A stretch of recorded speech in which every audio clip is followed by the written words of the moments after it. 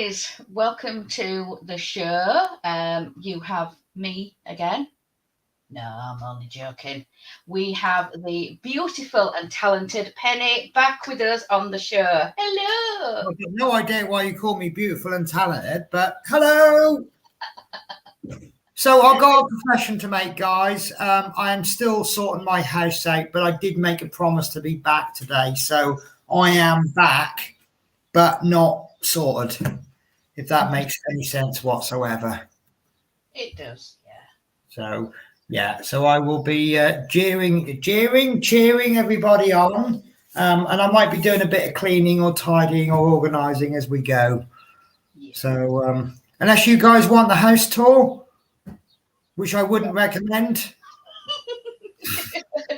Yeah, Julie's laughing because I gave her the house tour pre-stream. And basically what I'm doing is, because obviously I moved into a completely and utterly unfurnished house. And the first thing that surprised me is all the little knickknacks that you need.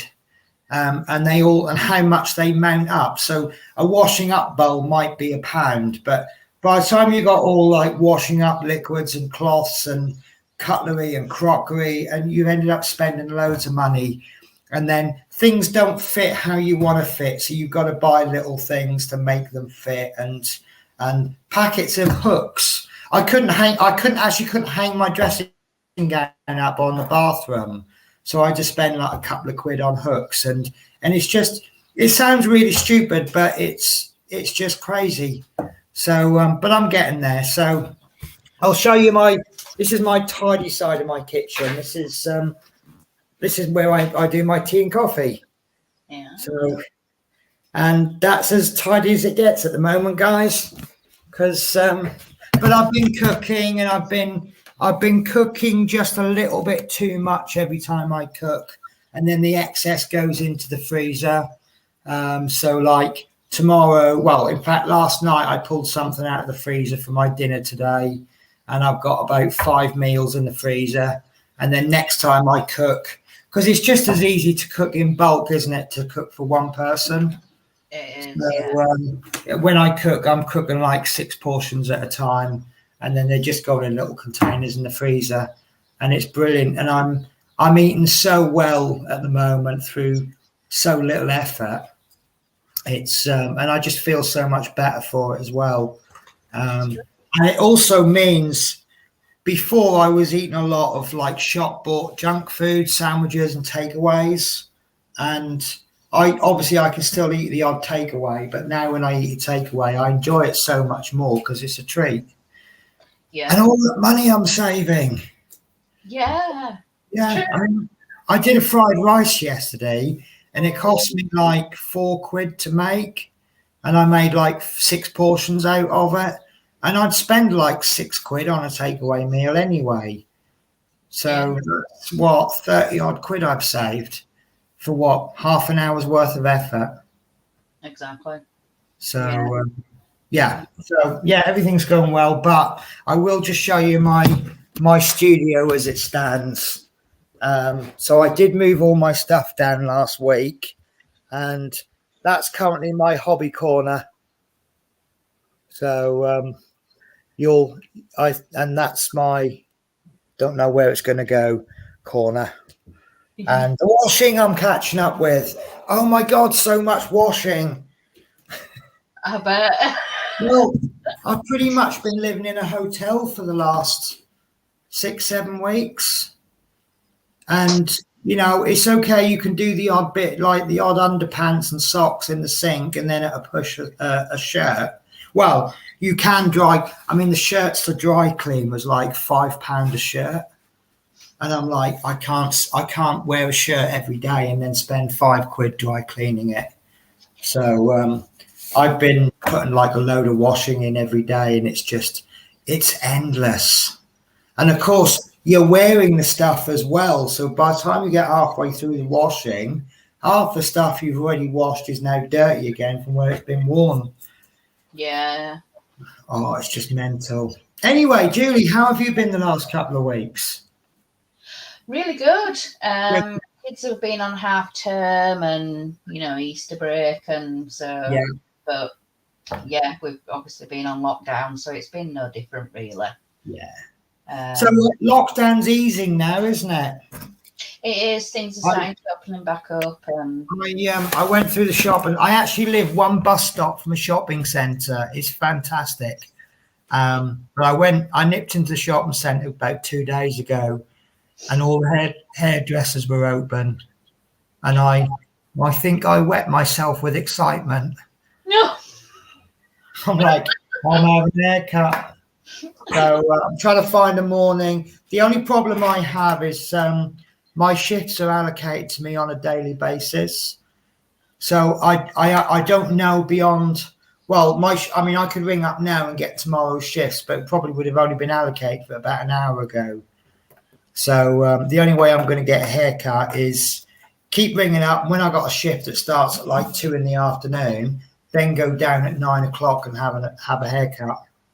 So one day you'll see me with better hair. But last time I had a haircut, this was all cut really, really short. Oh, Retronic Collector, can I say a big thank you? Retronic Collector has been leaving some very, very kind comments on my videos, and I really do appreciate it. I'll see if I can find one. Previously Golden Gamer Movies. Is it? Yeah. Could well be. I don't know. But my eyes filled up with tears when I read these comments. They were just so kind. Hang on, my computer's really, really, really slow. It's not. Oh, hang on.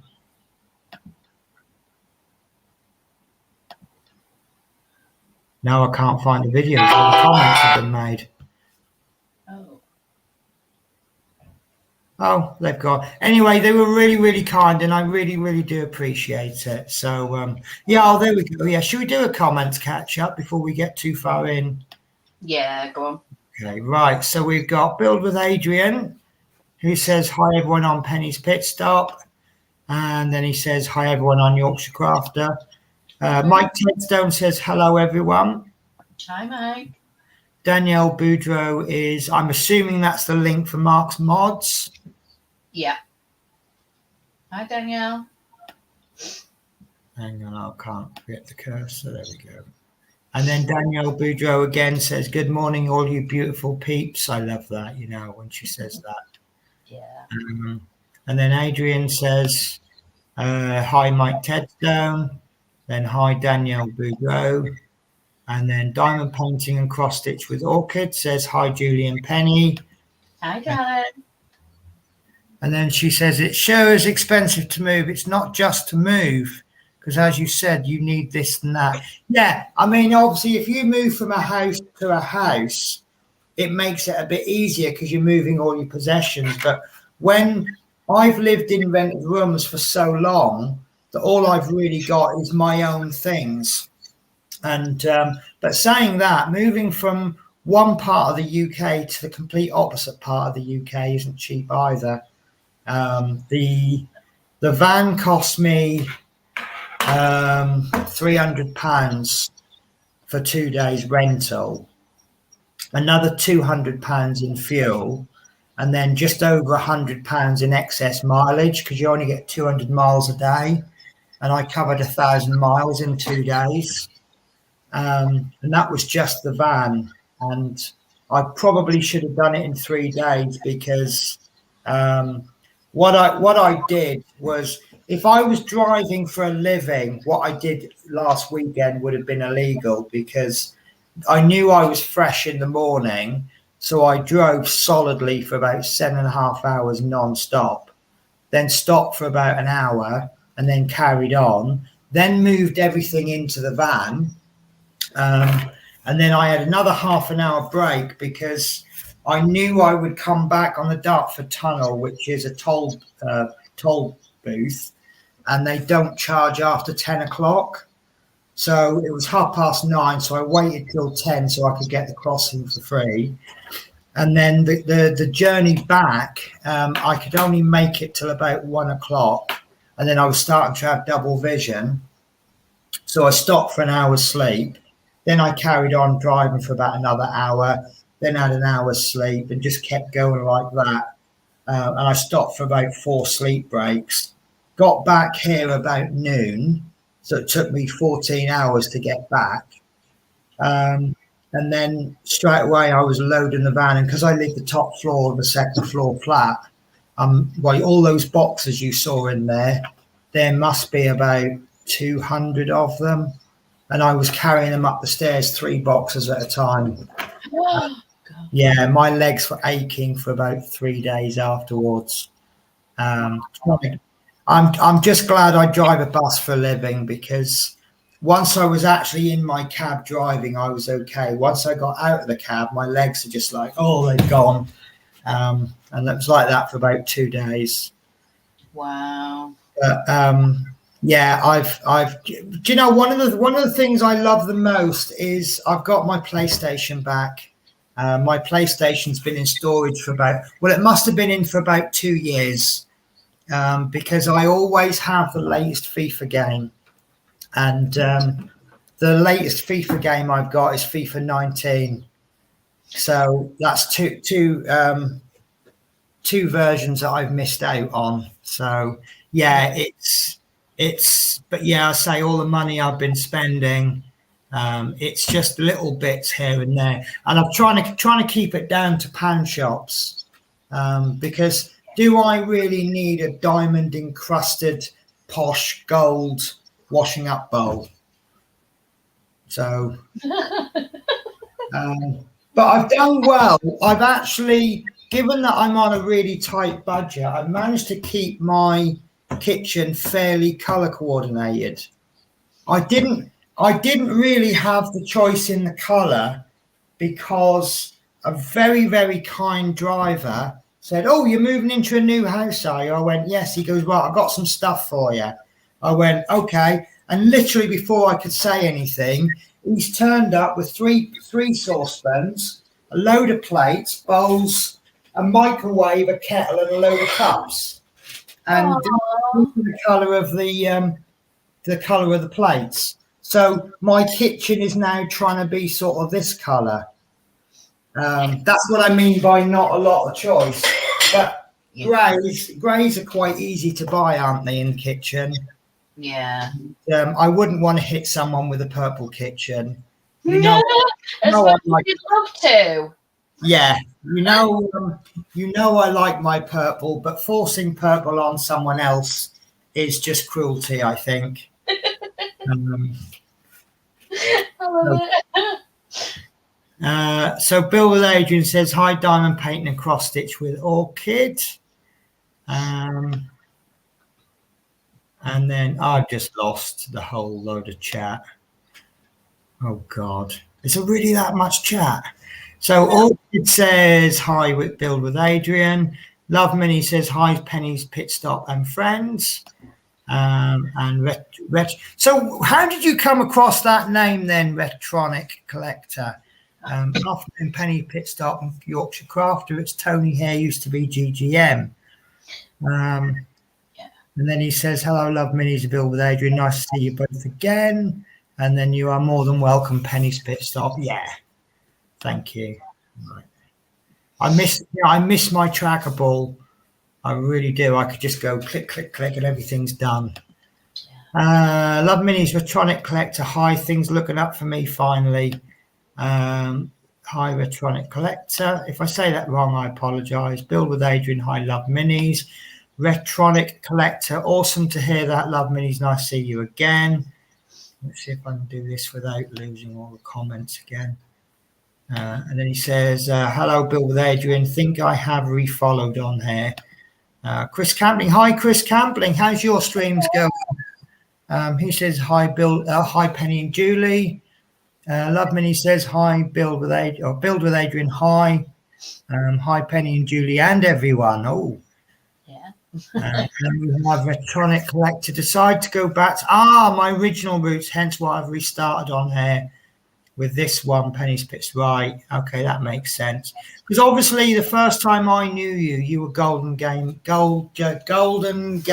I forgot name now. Golden Gamer Movies or something. Yeah. Yes. So that's what I've always known you as. I expect there's people out there that can't get used to me being Penny's Pitstop because they always knew me as Paint with Penny. So, right, we've got Mark's Mod says hello, everybody. Hello, Mark. Hello, Chris Campbell. Nice to see you again. Hope you are well. Hi, Chris Campbell. And hi, Bill with Adrian. And are we caught up there? I think so. Yeah. I think we are caught up. Oh, Bill with Adrian says, hi, Mark's Mods. So, Julie, what have you been up to? I will confess, craft-wise, I have been up to absolutely nothing in the last 2 weeks. Well, I've been taking part in a community event that's Okay. all crafting to do with mermaids. So, oh, do you know? I wish I'd have known about that in advance because I would have known people that might have been able to get on board with that. It's still going. It's right up until August. Right. If you could send me some details or send us some details either today or in the next show. That sounds quite exciting. So there's a Facebook group and it's Danielle. Could you do me a favor and put the link into the group? It's run by Cal's Crafts. She's got YouTube. There's a Facebook group. There's all the details and everything on her channel and on the group. And brilliant. It's a 6 month long event. Any craft, and you can enter. As long as it's mermaid related. Yeah, I've got a diamond painting. I'm doing a cross stitch. So yeah, any craft. She says even wire work, clay, anything. Yeah. So that's what I've been up to crafting wise. I'm a bit achy today because we went on a bit of a walk yesterday with dog. Are you not used to the walks? We were out for about 2 hours. Wow.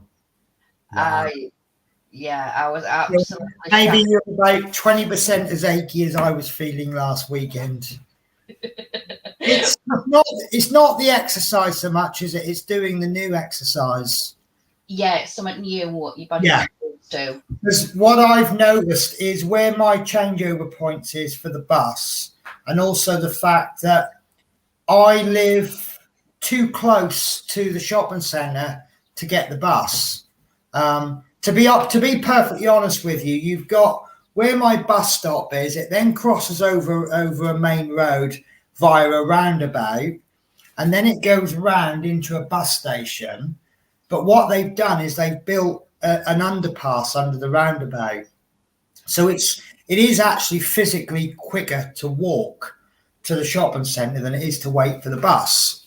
So what I quite often do is I'll walk to the centre and then I'll get the bus back. But also where I walk for our little, they call it a boothie in Scotland. It's a little break room. They call it the boothie. They got strange words for all sorts of things in Scotland. I'm still trying to figure them all out. Quite often I'll talk to drivers and I'll go, what are you on about there? And it's like they don't have housing estates here. They have schemes. They call them schemes, which and they don't have, I forget what they call bus bays now. No, completely forgotten it now. No, I'll remember for next week, but I still call them bays. Bay 1, Bay 2, Bay 3. No, they don't call them bays. No.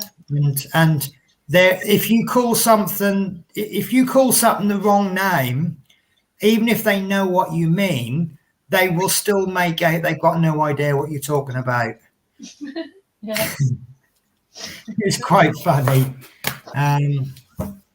but yeah, it's so I'm getting more exercise in small doses, and it's doing me a bit of good. So you never know, I might have lost a stone in the next month. So although the breakfast that I'm having are counterbalancing that. Yeah. They have a lot of you might know this, but some of the things that they have in Scotland, some of them make sense. Some of them just seem an excuse to eat more grease. But they have what they call a lawn sausage, and a lawn sausage is square. Now, to me, that makes a lot of sense because I like a sausage sandwich. Now, sausages are round, aren't they? And they don't fit into the bread well. Now, suddenly you've got a piece of sausage that's the same shape as the bread. That makes a lot of sense to me. Then they have potato, I think they call it a potato cake. It's a potato cake or a potato scone. And it looks like a pancake, which you cut into 4 triangles. And that's actually quite healthy, isn't it? Yeah. So what you do is you stick it in the frying pan and you fry it. No, it's like I went into the baker's yesterday and I bought one. And I said, right, what do I do with it? And she looked at me like I was a weirdo. I said, look, I've never had this before. She goes, right, you have it. The best way to have it is with a fried breakfast. You cook all your lawn sausage and your bacon and everything. And then all that fat that's left in the frying pan, you chuck your potato scone in there and you cook it for about 1 minute each side. And it does. And you watch all the fat in the pan just disappear. But it tastes absolutely amazing. It's a little bit like having chips with gravy. You get that meaty flavour in it. But it's not obviously meat and gravy, or it's chips and gravy. But it's just, yeah, it's some of the stuff they have. So I'm having, well, the hotel got me on sausage butties in the morning and apple juice. And I've read somewhere that a glass of apple juice is as effective as waking you up in the morning as a cup of coffee. And I've got no science behind that, but what I can tell you is that I woke up every morning. One morning they'd run out of apple juice in the hotel, and I was so groggy going to work. So maybe there's some truth in it. But in the hotel, I was having breakfast every morning because it was free. And if you didn't have it, you went without. But now I've just got so used to having a decent breakfast. You know, I've got cereal if I can't be bothered. But this morning I had fried mushrooms, lawn sausage. And they have a special sausage and they call it Lynx, Links. It's just a small, it's almost like a chipolata. It's a really weird sausage, but it cooks really easy. Few minutes in the frying pan and it's done. And it's brilliant.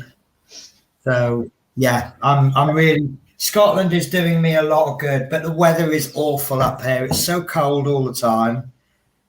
We had about 3 days ago, we had a heat wave and everyone was out in their shorts. Even I took my jumper off, and that's very rare for me. And then 2 days later, we were having hailstones almost the size of garden peas. It's just weird.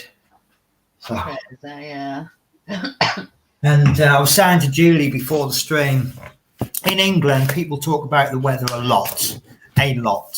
It's like, good morning, lovely weather we're having, or good morning, it's cold. In Scotland, they don't talk about the weather because the weather's always crappy.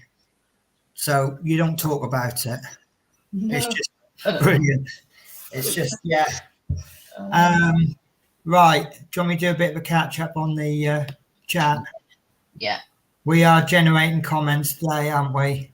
Yeah. So Retronic says, hope the move went well, Penny. Danielle Boudreau says, hi, Mark. Danielle is advertising Mark's Moz channel again. Push that channel. Danielle, I had a feisty little dog in my hands. Hi, Penny. It's nice to see you and see your stuff is coming together. Um, and then Love Minnie says, yes, apples are very good for waking up. Um, so I'm getting there. I am again the same situation I was in before. I don't have a bottomless pit of money, and obviously running a house now, my money has priorities on certain things, but I'll be trying to. But I've checked with the landlord what I can and can't do, and he says that I'm allowed to screw things into the walls. So making a desk is going to be so much easier because I won't need to build a framework for the desk. I can just build some runners along the walls and then place a tabletop on. So that'll be so much easier and a little bit cheaper. I don't need to do a cabin bed. So obviously I don't have limited height on the desk. So again, that'll make things easier. Um, and I've got so much more. I've actually got more space in my living room because what I'm doing is I'm turning the living room into a YouTube studio. Short term, it's a 2-bedroom house with a living room.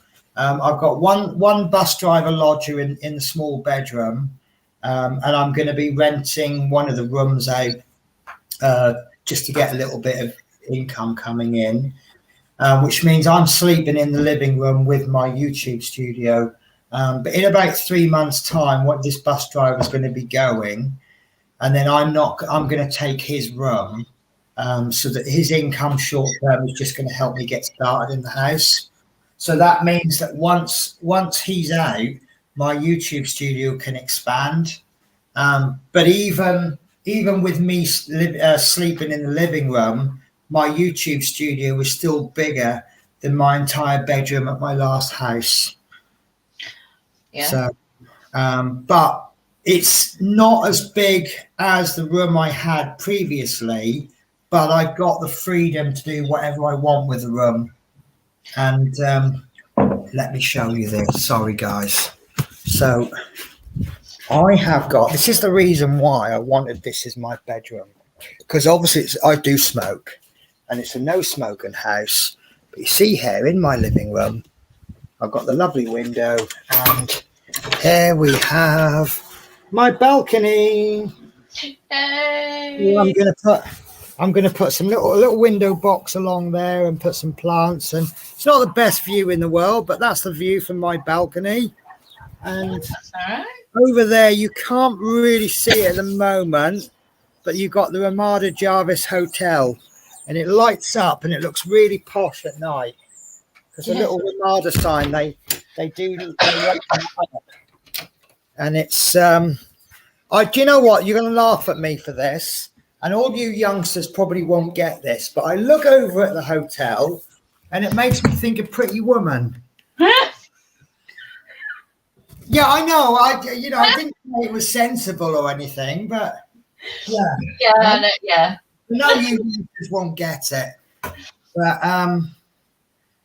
yeah, it's just. I mean, look, I'm going to be honest with you, right? This isn't the most. This is just an ordinary estate, but it's all new, and I'm all settling in quite well, and I hope things aren't going to go wrong ever, because you know me, I go, oh, this is fantastic, and something happens.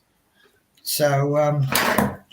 But yeah, no, it's my little place. It's you know what I mean, like my little palace. Yeah. So and I'm going to make it mine, and the house rules are mine. The only thing I can't get the hang of is the bins. Oh no. No, right.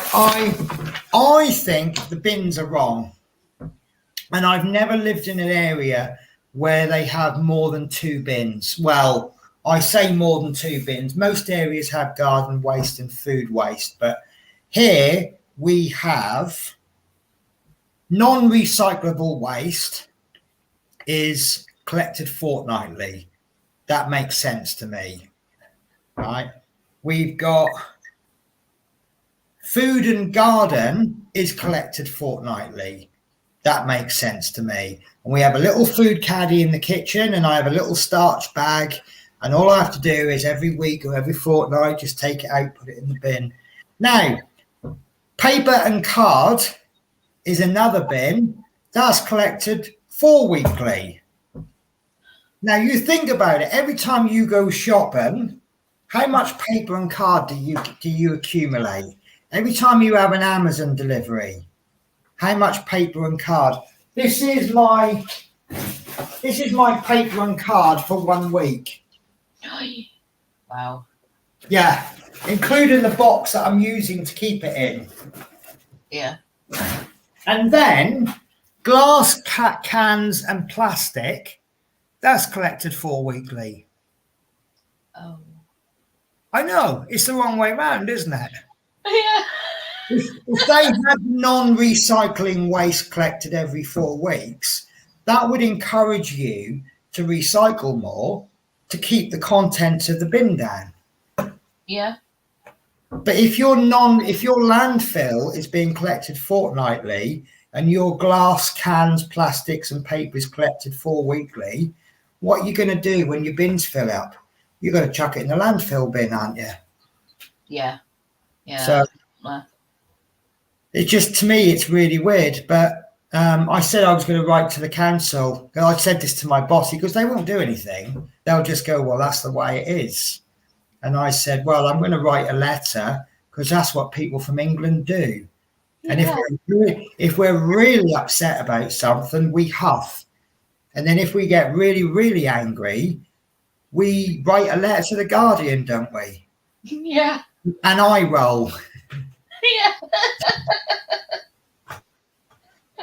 Oh, yeah. So, but yeah, it was just, I mean, it's quite handy. They've got a website. You can put your postcode in and it tells you what bin is being collected. Because what they do is if your food and garden waste is being collected this week, everybody's is being collected this week. And then the next week, if they do paper, everyone's paid. So what they do is they have this website and they say, oh, this week is food and garden. It will be collected on your... So my allocated day is Tuesdays. So I'll look on the website and it'll say, right, this week is food and garden. And then everyone who's on Tuesdays will put their food and garden out on a Monday. And so the website's pretty good and it keeps you up to date. Good. So, but yeah, it's not... There is one area I stayed at temporarily in Wales. I was on a course and they have 12 different bins. 12. 12, yes. But it goes right down to brown glass, green glass, clear glass, plastic, paper, everything you can imagine is all separated. And that's too much, isn't it? Yeah. I think if you ask someone to do too much, they'll end up doing less, won't they? Yeah, I'll just go in one bin.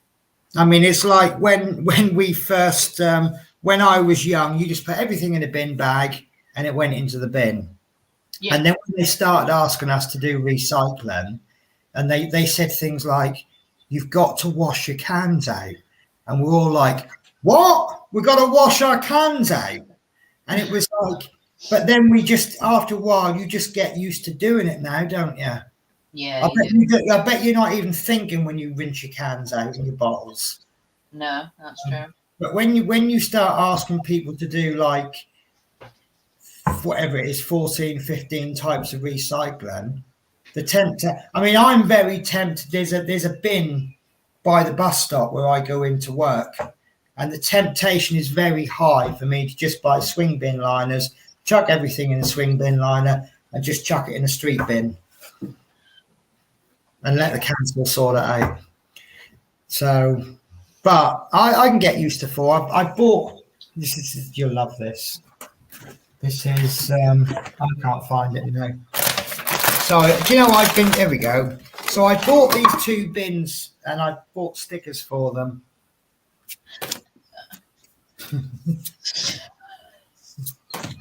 So yeah, these are going on my bins. Okay. Yeah. Then, yeah. Well, the thing is, you know, well, the one lodger I've got, I never hear from him. He's the only reason I know is he don't even take his he don't even put his shoes. I've got a shoe cupboard. He don't put his shoes in the shoe cupboard. He actually puts them outside his bedroom door.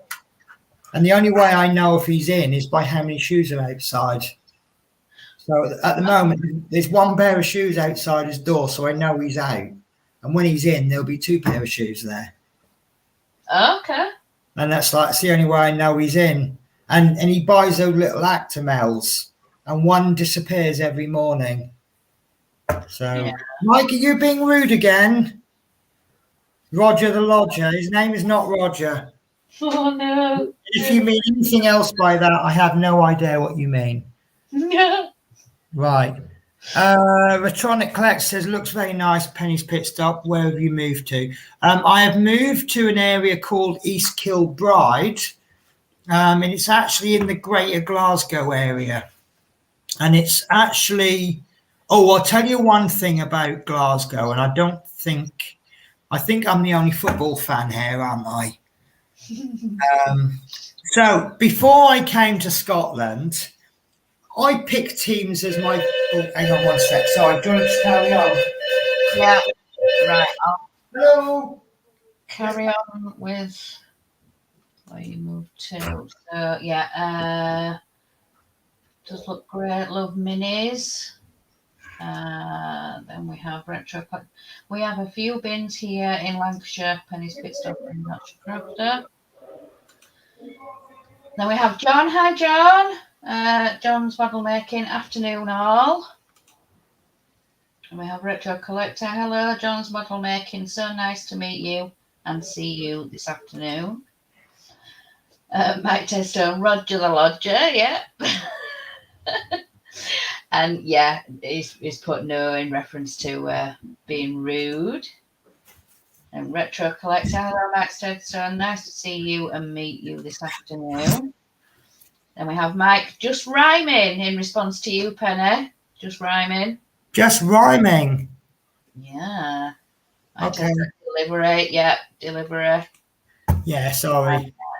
There's somebody. You know, I knew somebody would come up with that one. What was that from? Was that? I want to say something involving Rod Hull, wasn't it? There's somebody at the door. There's somebody at the door. Anyway, I have just bought to keep me warm another heater. Yeah. Retro. Hello, Mike Tedstone. Always nice to meet new people. So nice to meet you. And then Adrian. Hi, John's model making. And we're all caught up. Oops. Then Mike. Emu's World, he says. That's it. Rod Hull, yeah. Is that the one who had that witch as well? Grot bags. Grot bags, that's it. Yeah. Grot bags. They don't make telly like they used to, do they? I think they petrify some kids these days. You know, I think even the bad telly, you know, when I was a kid and I go, I'm not watching that, it's a load of crap. Even those programs are better than the ones today. Yeah. Obviously, just my opinion, other opinions will vary. So I don't know if I'm upset because I said to the guy, I said to my lodger, I said, if there's anything you need, give me a shout. I said, I want you to be happy here. So the other day, he nicked my halogen heater. And the reason I don't know if I'm upset is I'm happy that he's obviously happy because he's got this here, but he did kind of go in my room for it. So am I upset? Yeah. So I think I'm missing. Right, guys, if you're looking for two small objects, never just tip the box upside down. No. Especially if it comes with spare bulbs.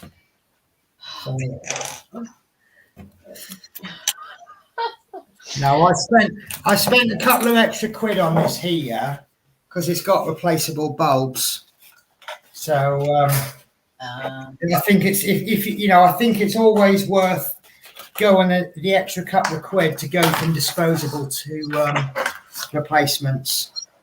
Yeah, definitely. So, yeah, all right, I spent an extra £5 on the actual heater, but the bulbs are like, I think they're about £4 or £5 each, which is cheaper than the actual heater. So, yeah, guess who's going to be nice and toasty from now on? Good. Well, this boiler is quite old and all the writing is worn out. So I can't figure out what the settings are on the boiler. So I can't figure out what's on and what's off and what's timer. And it's taken me just over a week to figure it out. So now I've got it figured out. I have the heat on timer. Yeah. And what I've been doing is I have the heating come on for about half an hour before I wake up and half an hour before I come home from work. And unless my lodger tells me when he's working, I don't know when to set it for him to get up and when, coming home from work, which is why we've got the halogen heaters. But what I'm thinking about doing is just clicking it on so that it just comes on, because you can do it in 15-minute increments. It's just a little tab and you click it on or off. Slidey things. Yeah, Yeah. I don't know if I'll be able to show you, but where are we? There. We've got these little tiny things. Yeah, our old boiler used to be like that.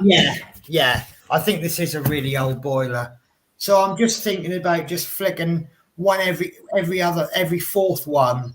So it'll just come on for like 15 minutes every hour and then have it switch off at, say, midnight, and it'll stay off until about 5 a.m. So, yeah. So it'll just give a little burst. Yeah. So, right. How are we doing with the chat? 'Cause obviously I missed. We're on Mike Tedstone. I'm old enough to remember. Yeah. All the classic Metro TV classics like. Yeah. Mike Tedstone was born. Oh, hang on. Oh. Did I miss some chat there?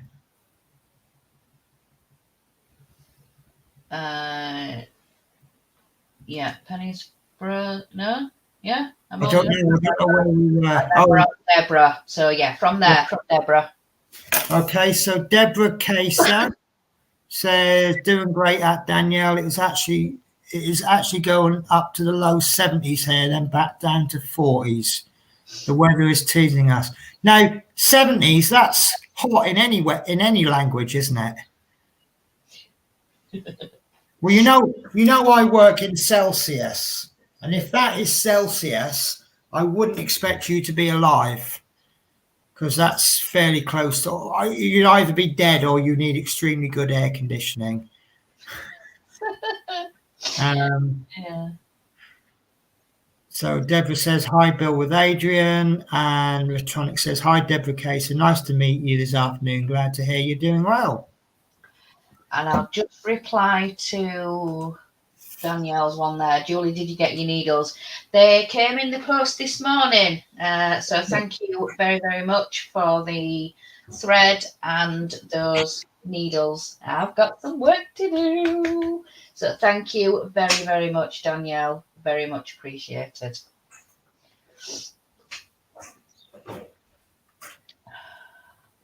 I might need to get in touch with you, Danielle, actually, about starting this star,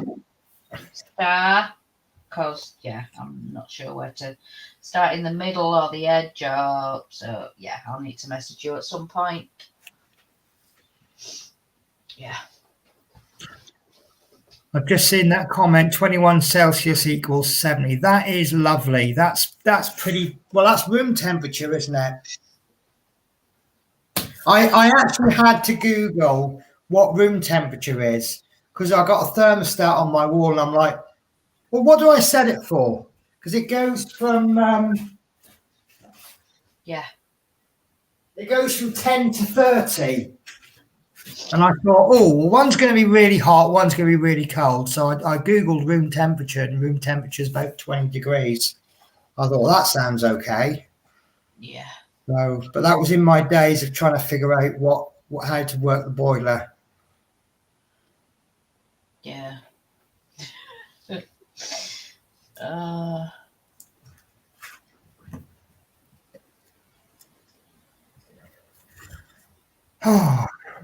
Yeah. Chat. Yeah. Hold on. Oh. so I wish I could show you. Oh God, I've got more paper. I've got more paper and card to dispose of now, haven't I? You have? Yeah.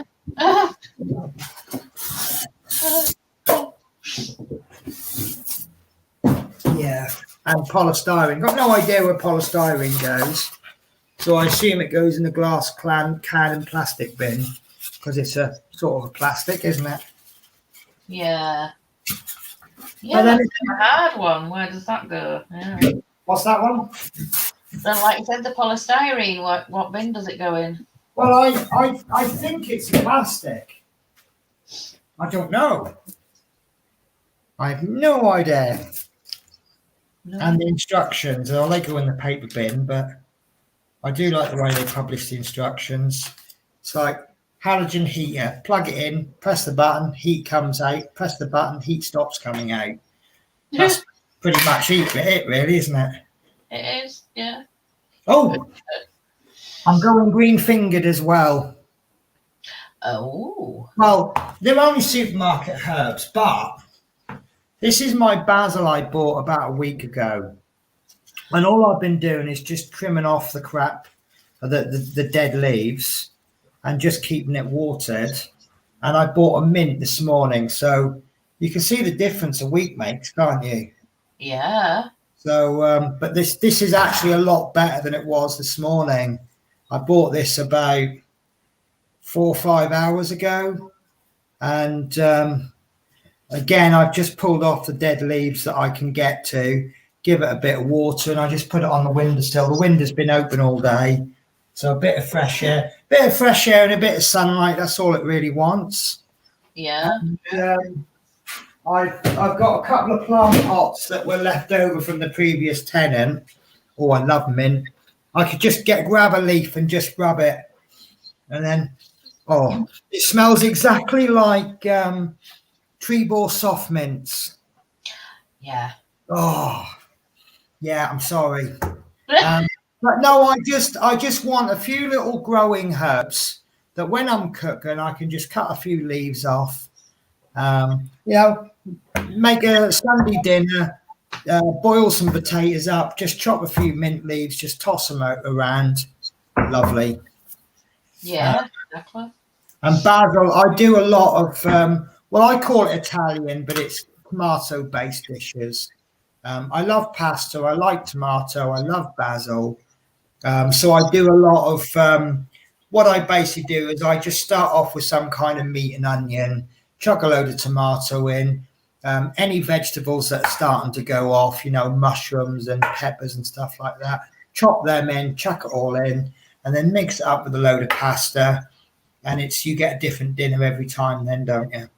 Yeah, that's true. Yeah. And I hate food waste. So it's a good way of getting rid of all those bits of food that you're about to throw out because you haven't used it quick enough. Yeah.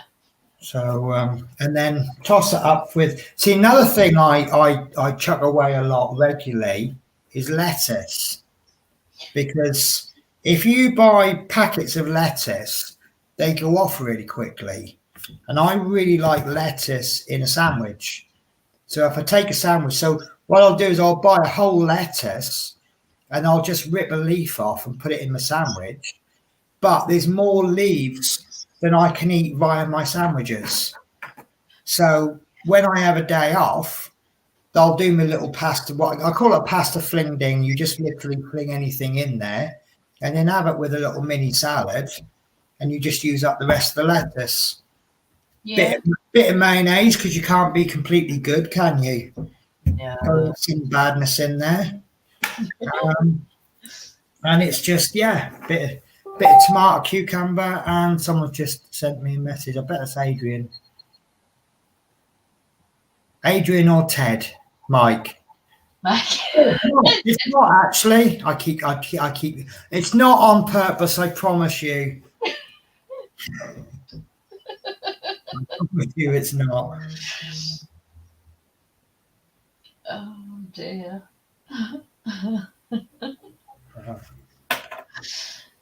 Oh, I think I'm going to have to take a few mint leaves, with me to work all the time. Because what right? If you've been fiddling with mint, you touching your face so many times a day without even realizing you do it.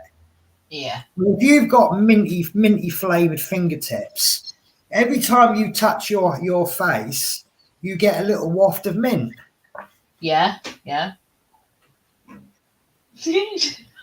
Sorry, I'm not a gardener, I'm not a horticulturist, and a lot of things die.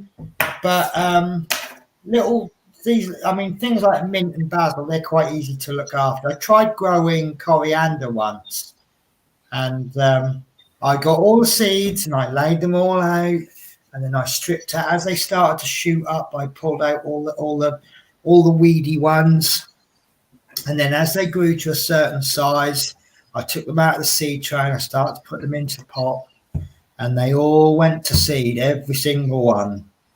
And I then read that coriander is very, what's the word I'm looking for? If you it's very easy to shock it, and when you shock it, it just goes to seed and it doesn't grow anymore. It just literally dies, and you just end up with these seeds. But of course, none of the seeds would have been pollinated, would they? No. It's like, no. So next time I grow coriander, it's one seed into a plant pot, and that's the plant pot it's going to have for the rest of its life. Yes. Well, I haven't got to move it. No.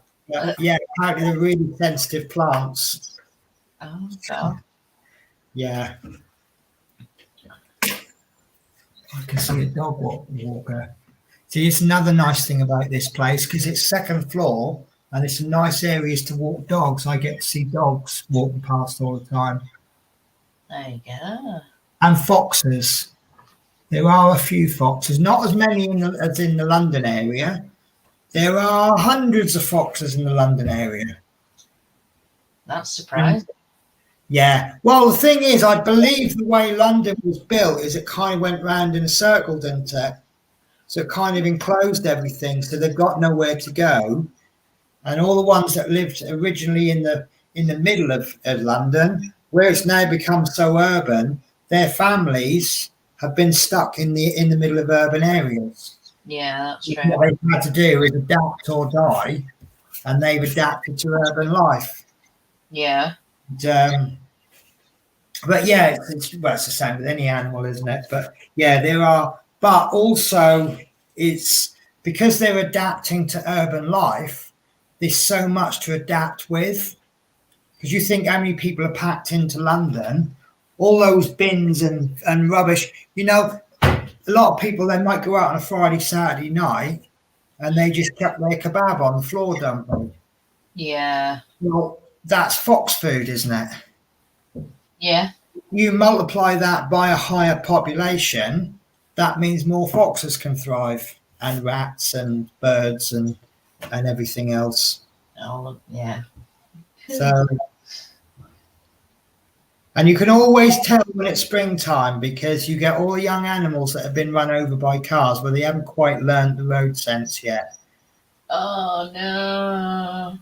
Well, it used to be that down there's a university in Norwich, and they get completely overrun with rabbits, and you just see baby rabbits everywhere. There is literally hundreds of them, and those that learn road sense grow up to become adults, and those that don't have much road sense become squashed on the road.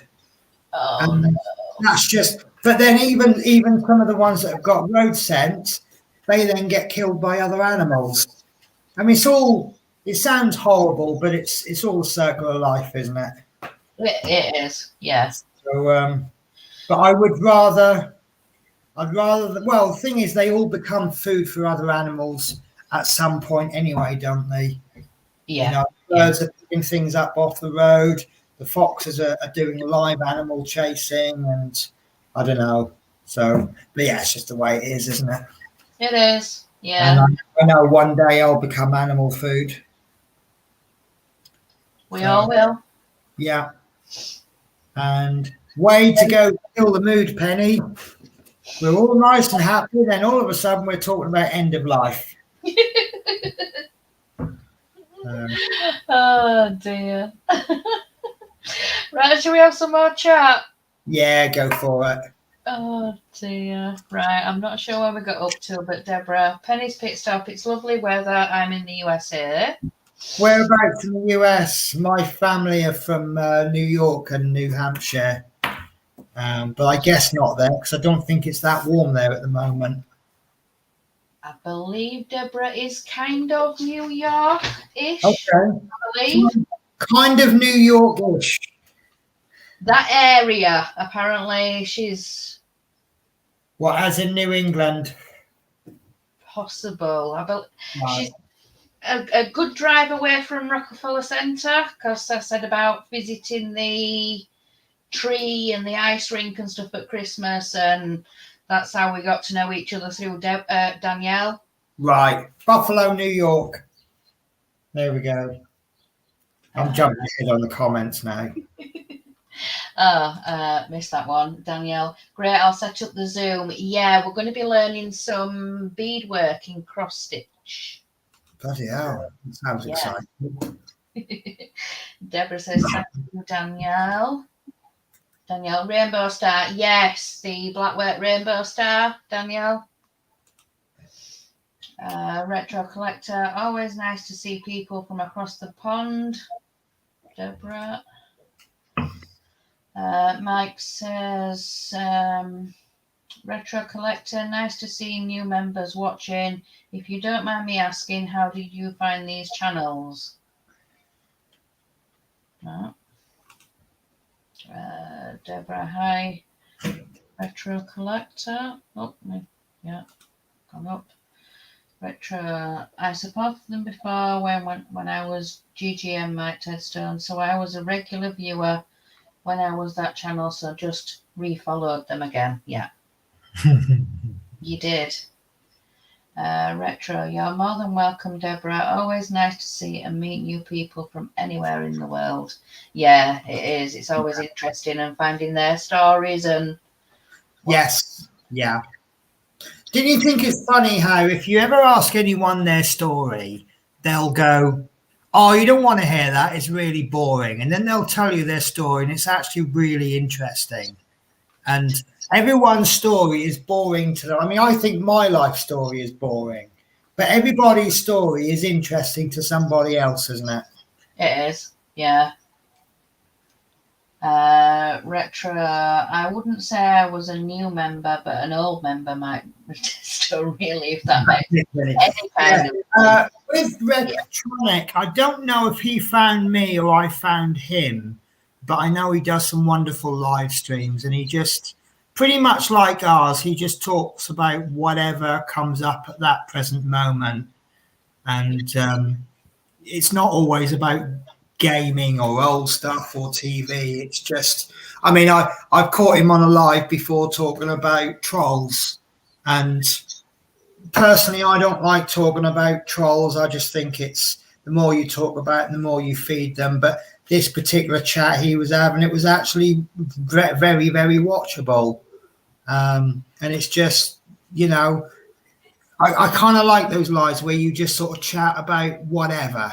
You have a subject in mind, you know, you try to plan your live, but it doesn't go anywhere near how you plan. It just goes however the audience wants it to go.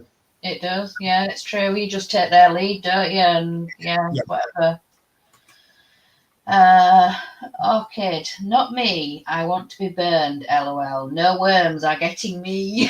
Now that reminds me, you're going to hate me for that. Well, you might not hate me. I've been watching TikTok. Oh, no. Not a big fan of TikTok. There is some gems in TikTok, but I think a lot of it is just attention seeking and that. But there was one TikTok I saw that made me laugh, and someone had said, I want my remains scattered at Disneyland, but I wouldn't want to be cremated though. And that just kind of gave me a picture in my mind. On that day, I don't want to take my kids to Disneyland. No. No. You know how people say things without thinking it through? Yeah. Yeah. Yeah. Deborah, Buffalo, New York. Yeah. Danielle, I think it's the upside of New York State. Yeah. Well, my family, I'm about eighth generation American. We came into Massachusetts, Cape Cod area, and then kind of spread over towards New York. And my dad was born in Syracuse, and now the family's kind of still got members in Syracuse. Apparently, there's a museum dedicated to my family's surname in Syracuse, the Eldridge Museum, or is that in Massachusetts? One or the other. But my family's now spread out to Oklahoma and New York and New Hampshire. So, Wow. but yeah. Ah. Deborah says, yes, Danielle, I'm on the west side of New York by a lake. How do you say that? Air? Is that Erie? Lake Erie? I'm not sure how to say it. I don't know. I'm sure someone will tell us.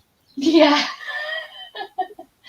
Deborah, yeah, 8 and 9 hours, yeah, from Julie's dream location, yes. So is that your dream location then, New York City? I want to go at Christmas time to see the tree in Rockefeller Center. Right, because I'm actually someone's going to hate me for this. I'm not really a fan of New York City, but then I'm not a fan of really busy cities. I don't really like London. It's just too hustle bustle for me.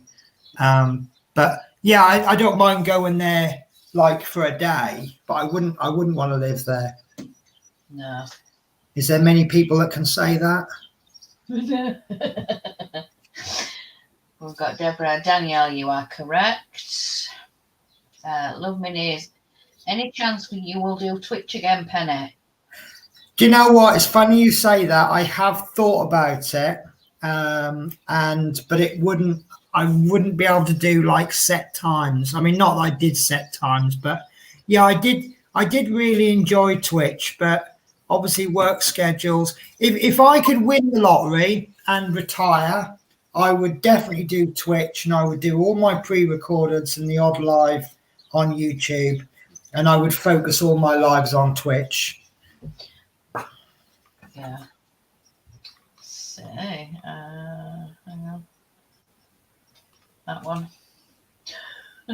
Danielle, yes, I would bring all these creators from England over. That would be great. Oh, yeah. Would be good, wouldn't it? That'd be fantastic. Oh, I'd love that. Yes, Penny's Pitstop. Deborah, I'm 45 minutes from Niagara Falls. Wow. Lovely. Oh. Okay, Danielle Bildro, me too. We should have gotten some bitcoins back when they came out. Then we would be billionaires today. Isn't hindsight a wonderful thing, though? Trouble with that Bitcoin is that came out round about the time when we were all being told, don't get yourself conned. If it sounds too good to be true, it probably is. And then suddenly Bitcoin comes out, Amazon shares comes out, Tesla shares comes out. And yes, we would have been a millionaire but then, hindsight is a wonderful thing, isn't it? Yeah. But I think it's better to be not rich than poor. Yeah. I just missed a comment from Danielle. That's what Orchid's referring to. Right. I wish money was one thing. I will go get Julie and bring her to Rockefeller Center. You bless. Do you know what? There's a guy at work. His job is just to empty. We're what we call a cashless system. People put the money into a little chute, and that drops down into a box. and we have a guy who empties the box twice a week. We have to come in on a Monday and a Thursday, stop by this little hut, and I call him Mr. Rockefeller. And then for the next bit, when we park our bus up, we have a guy that stands. All he does, he stands in the yard, and he points to a lane where he wants us to park. He'll just, doesn't matter whether it's raining, it's hot and sunny. He just stands there and he just goes like that. So I just call him Mr. Pointy Man. I go, evening, Mr. Pointy Man.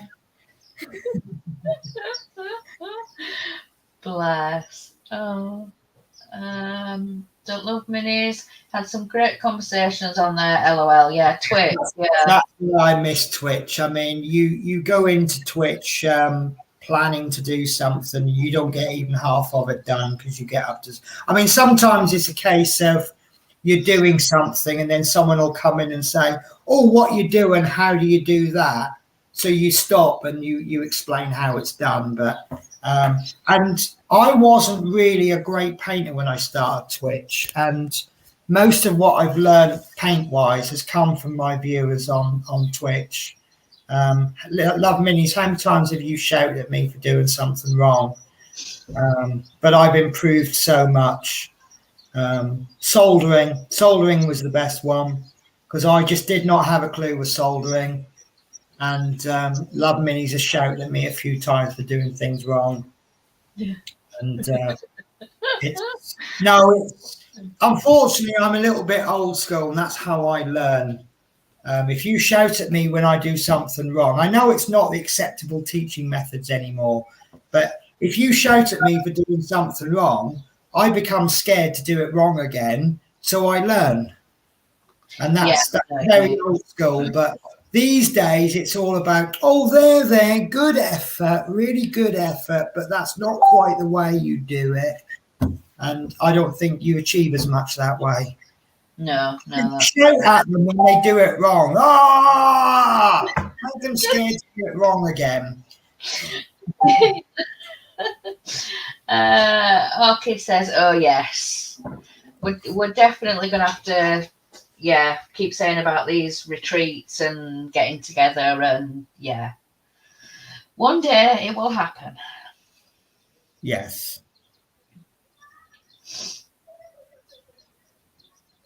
It will. Yeah.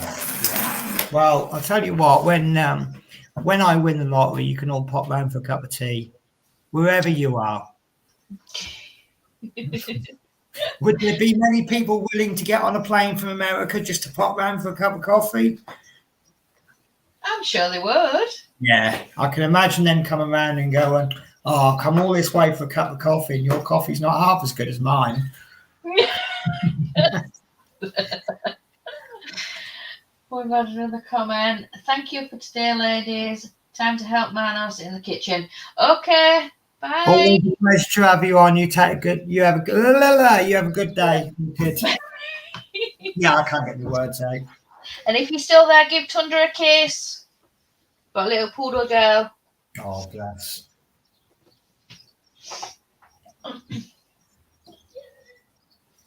Well, it's been quite good afternoon streaming in my kitchen. Yeah. Mainly because it's the only tidy place in my house at the moment. Yeah. It has. It's been good. Yeah, it's not. I mean, obviously I couldn't stream because I had to rearrange my days off so that I could get time to go down to get my stuff. But I have really missed the Wednesdays. So but the way I've rearranged my days, I've worked 9 days on the trot. Then I've had 2 days going down to get my stuff from Dartford. And then I've worked 9 days on the trot. And I feel like I've worked almost 3 weeks with no time off. Because I've actually worked harder when moving than I did if I was at work. And I even said when I went back to work, I said, you know what, I feel like I'm having a rest now. So, but so much to sort out. Council tax, gas and electric. They've estimated my gas and electric to be less than I thought it would be. But I've got myself on the electoral register now. I got my little letter come through the post. This lady wants my vote. But they do the elections different up here. They have you have two votes. One is to vote an actual candidate, and then one is to vote a party, and then they have proportional representation. So obviously, the more votes that a particular party gets, the more equivalent of members of parliament they have. So you could actually say, for example, I want to vote Conservative, but I want to vote a Labour minister, which is, I'm sure it's quite normal up here, but because it's a system that I'm not used to, it's a bit strange. But then if you want a weird voting system, you've only got to look at America, haven't you? Yeah. Although I'm sure to an American, that's quite a normal voting system. Yeah, it will be. The fact that one state might represent 2 seats and another one might have 25 seats.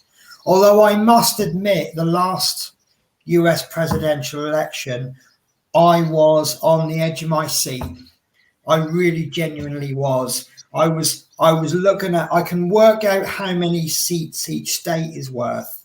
And I'm sitting there going, right, well, if Biden gets that state, then Trump's going to need that state, that state, that state. Well, he's not going to get that state because that's always a Democratic state. And it was, I was genuinely excited. But then I make no secret in saying that I actually wanted Trump out. So that's probably why I got really excited about it.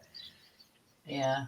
But this one, I'm actually quite excited about this election because do you mind me talking politics? No. Okay. If anyone objects to me talking politics, A, just say, and B, appreciate this is only opinion. But Scotland had their independent referendum how many years ago, and they voted in favour to stay part of the UK. Now, based on that bit alone, my opinion is they shouldn't have another independence vote for at least one generation, because you can't just keep having new referendums all the time. However, with the Brexit vote, because the country or the UK voted as a majority to leave Europe, whereas Scotland voted something like 91% to stay, I think they should have the chance to have independence and then rejoin the EU if they want.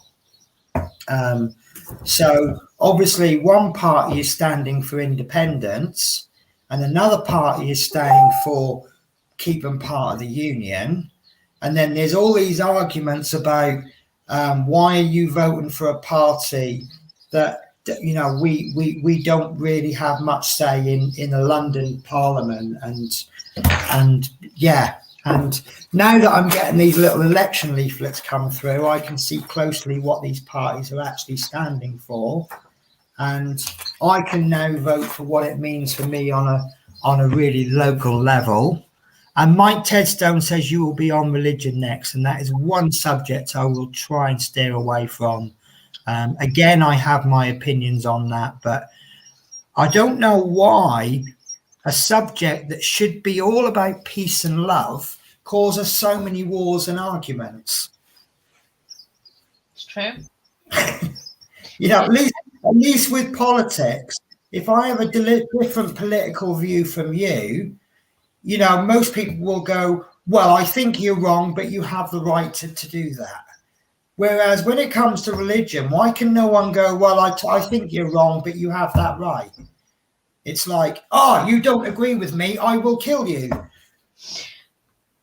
So I try and steer. I was talking about the football thing earlier on, wasn't it? Yeah.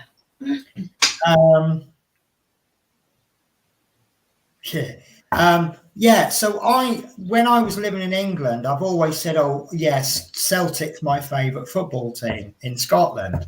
Now that I'm in Glasgow, I'm like, yeah, I'm keeping out of that one. because it's so much more than you just, if you live in Manchester or something like that, and you have some people support United and some people support City. That's fine. That you're just rivals, aren't you? When it comes to Glasgow football, it's so much more than that. And it's like, unless you're actually born and grew up here, you probably won't understand. So I'm like, yeah, I'm keeping out of it. Completely keeping out of that one. Mike's winding you up somewhat chronic. Yeah. Yeah. Yeah. Right, let's catch up on some chat. Deborah, well, as long as you are there for coffee, we would take you to see the sights. Oh. Of course. Love minis. When this virus stuff is over, we'll be glad to hop on a plane to meet you all. Yeah. Love minis. When I win my lottery ticket, you will be the very first person to be invited over. I promise you. And love minis. Hop. Yeah, hop. Deborah says, Penny's pit stop. We were also and nervous, but glad with outcome of election. Yeah, I mean, look, I respect anyone's opinion to be a supporter of the Republican Party.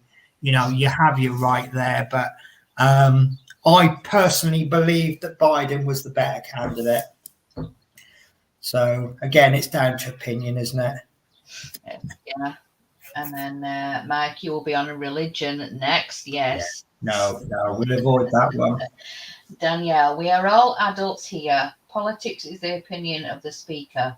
You may not agree, but okay to speak your view. It's not a debate here. Yeah, I totally agree with you. I mean, like I say, this leaflet that came through about one of my local candidates, I don't agree with every single one of her policies. But I don't think I will agree 100% with any party's policies. You've got to just look at the ones that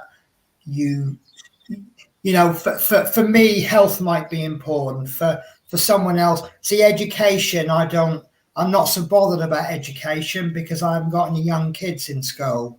But if you're a young mother who's just had a baby, I would imagine education would be extremely high on your agenda. So you then might vote differently from me because who you're voting for would do more for education. Yeah. I'm now starting to think more about health because I'm getting a little bit older. So yeah, this is why our opinion's different because we live different lives and we're all at different stages of those lives. Yeah, that's true. Mike, see, you're in religion now.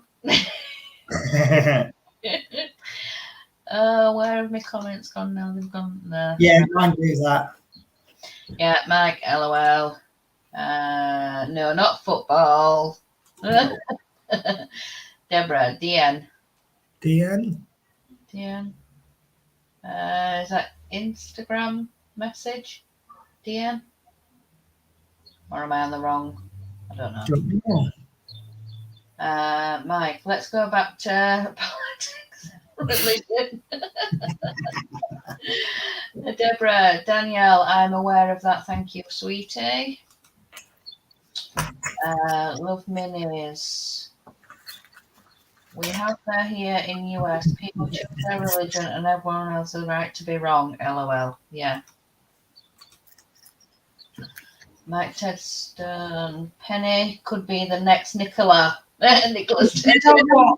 I really don't know what to think of that woman because she comes across as a really strong leader, and to be a leader of Scotland, I think you've got to be a strong person. But then there's also so much stuff going on, and there's all this, I don't know, something going on with Alex Salmon, and now there's rumours of misappropriation of funds and things. They've got to pay money back, and I don't know. There's a reason I'm not in politics, which is that I'm just not very good at it. So yeah, I'll give that one a swerve. Yeah, we have Danielle. It's nothing negative, Deborah, just throwing it out there. Then we have Danielle. Myself, I like to hear others' opinions. Yeah, I do. If it's a well put opinion, I will respect your opinion if it's different from mine.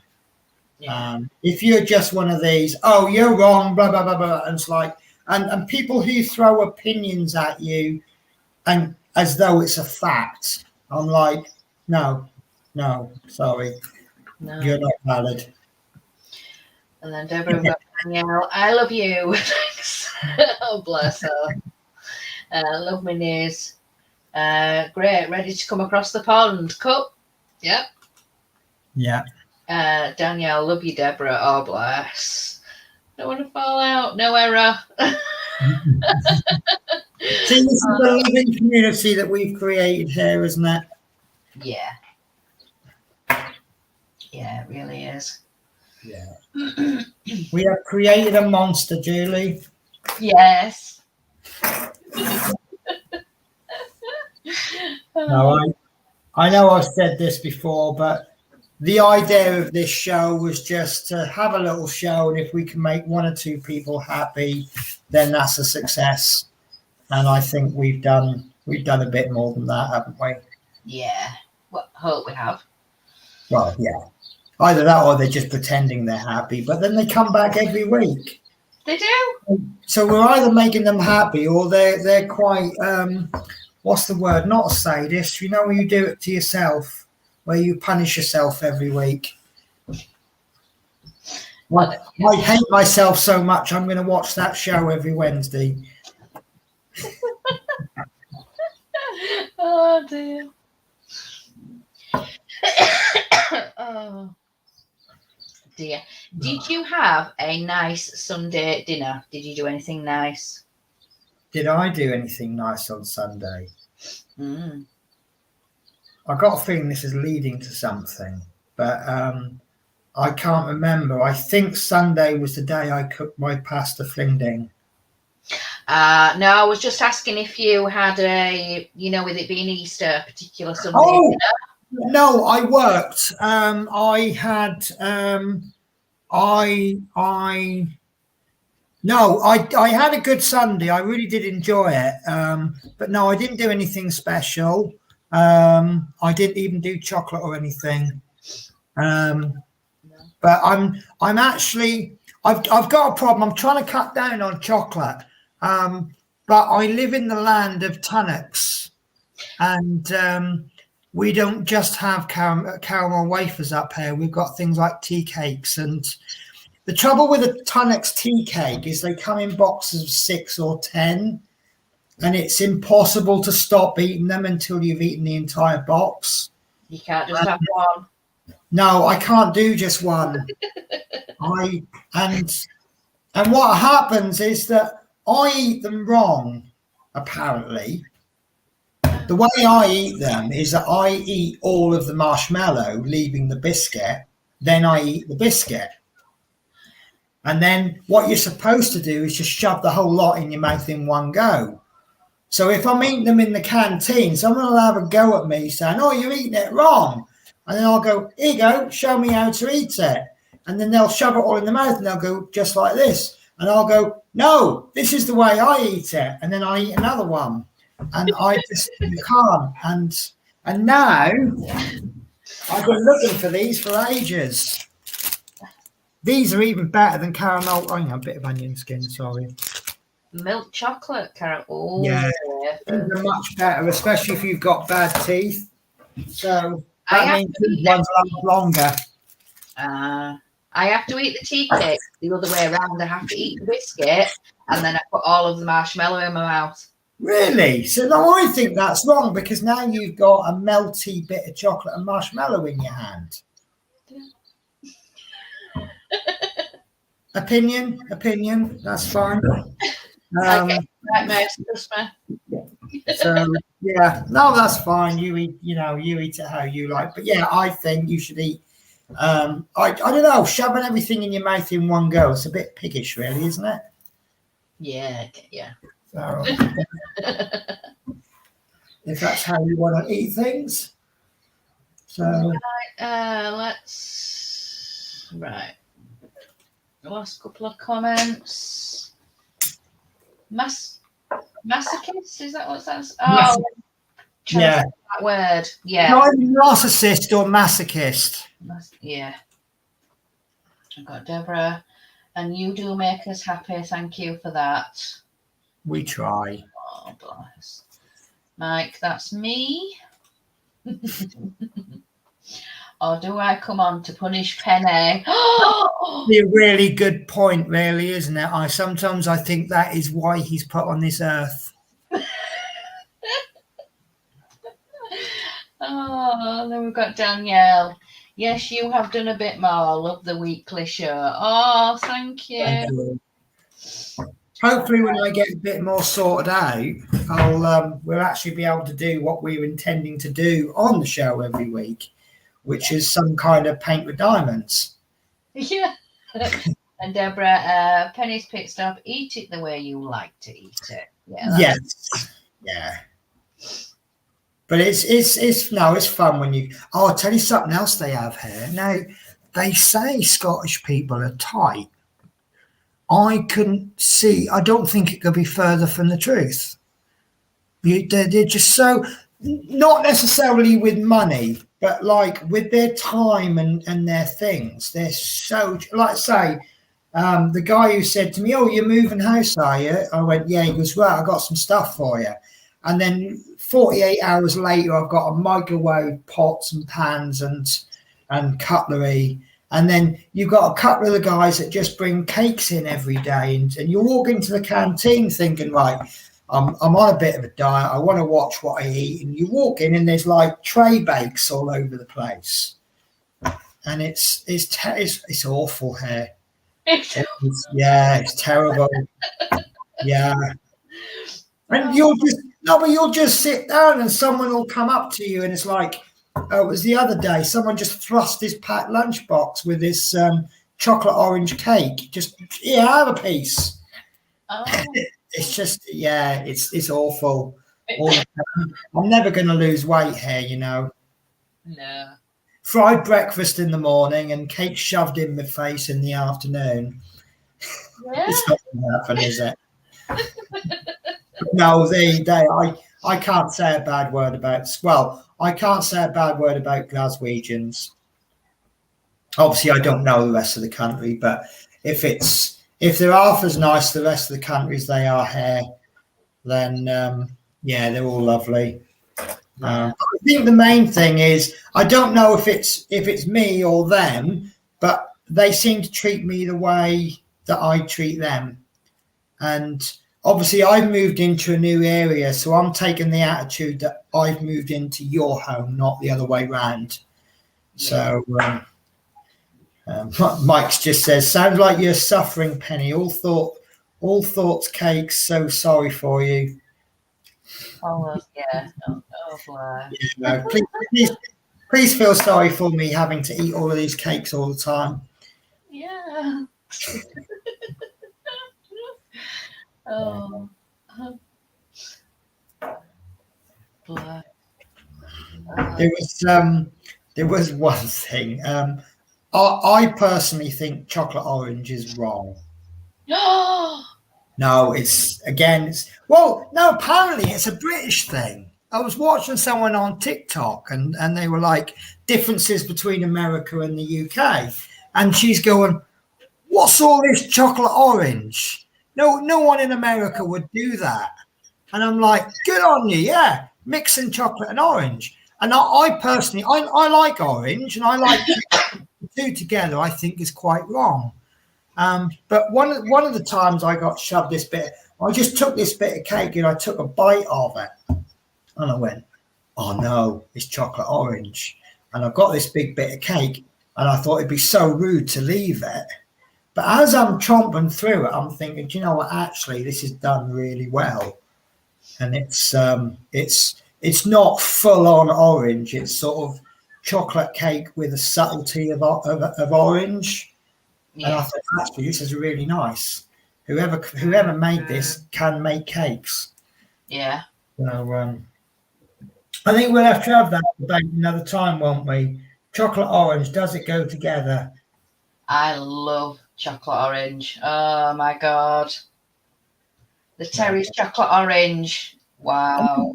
Funny enough, I used to like them as a kid. My auntie used to buy me one every Easter and Christmas. And every year she would explain to me how to eat it. And I'm like, yes, I know, because you explained it to me 6 months ago.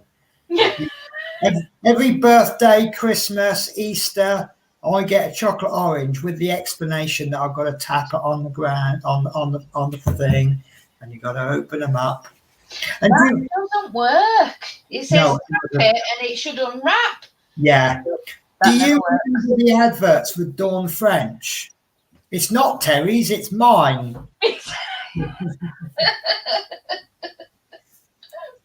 Yeah. Yeah. Oh dear. No, it don't work. No, it doesn't. You have to just sort of pull the bits off, don't you? Yes, you do. So Whatever you do, don't do it on the top of the fireplace. You'll break the fireplace.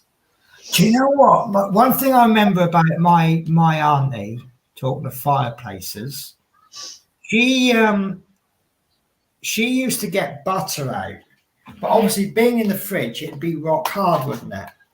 Yeah. So what she would do, she would get the butter out, she'd put it on the fire, with the intention of leaving it there just for a couple of minutes to just warm it slightly to soften it.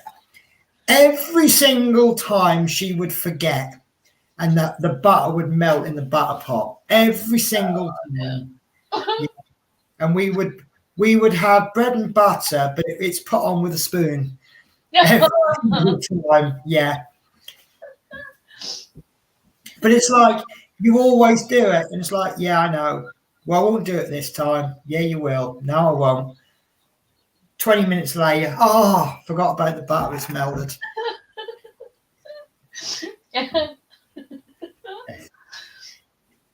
Oh dear. Right, excuse me, I'm just going to make myself a cup of coffee. Oh, here I am at the coffee area. There you go, see. This is the life, isn't it? Yeah. Oh, I feel quite bad because I've got my little Echo show and I put it in the kitchen. I don't know why I put it in the kitchen, but my friend saw it and he went, I want to get one of those. He goes, I've got an Echo Dot, but not a show. And I said, look, I'll be honest with you. I said, I like my Echo show, but the way, obviously, when you buy it for the first time, you're going to test absolutely everything on it. And I said, to be honest with you, if you've got a Dot, I don't think you need the show. Because I don't think the screen actually adds that much to it. The functionality is exactly the same. It's just it's got a screen. Yeah. And he went, he goes, I've got a couple of Dots. He goes, I said, no, honestly, don't get the show if you've already got the Dot. Or he sees me a couple of days later. He says, yeah, I bought the show. He goes, that's brilliant. I said, no, you won't be saying that in a week. But this is the same guy who's got 10 cars. I think he's one of these people that if he does ever get any money, he's like, right, what can I spend it on? Yeah. But he's young. So, Yeah. but yeah, it's just, but yeah, I do love I love it as the Echo, not necessarily as a show. I say the screen is nice.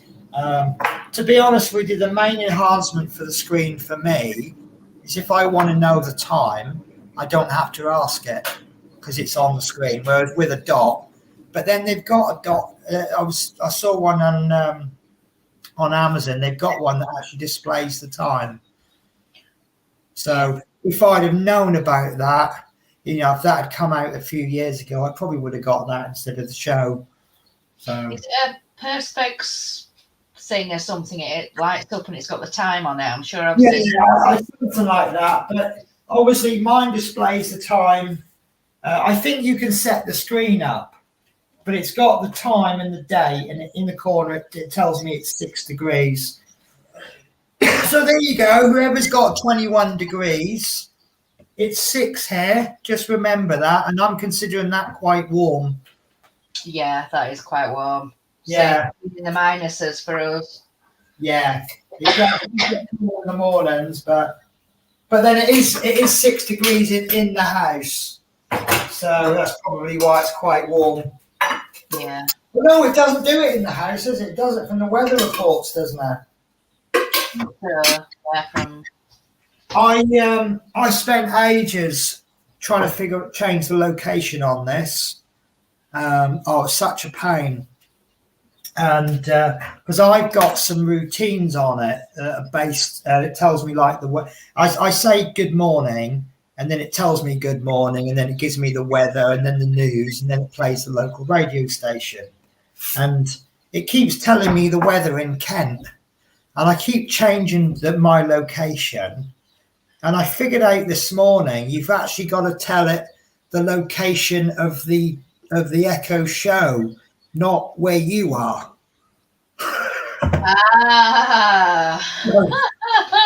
It's finally telling me the weather where I am. Oh, and my calendar as well. Yeah. So, yeah. But yeah, all these little changes I have to do.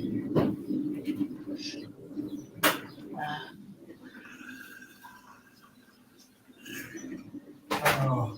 So what are your plans for today then, Julie? I'm not sure. Probably tea when we finish the show. Yeah. And I don't know, this evening there's live Build with Adrian live tonight, so I'll probably download it while I'm watching that. Doing the Spitfire and the Terminator. I believe so. Oh no! You know, I cleaned my kitchen sink before we start streaming. Yeah. I just had to put a dirty spoon in the bowl. Oh no! No, and now my kitchen sink isn't perfect. Oh dear. I'm thinking I need an old cup or something just to put the teaspoons in until I get round to washing up. Danielle's put 6 degrees Celsius is 42 degrees Fahrenheit. Yeah. See, that does sound hot, doesn't it? 42. I like the sound of that. But yeah. Yeah. Wow, it's 42 and I'm freezing. Oh dear. Trouble is, everyone else talks in Celsius. So if I got used to Fahrenheit, I'd be like, "What are you on about?" Yeah, exactly. Yeah. Back to when we were on about Easter.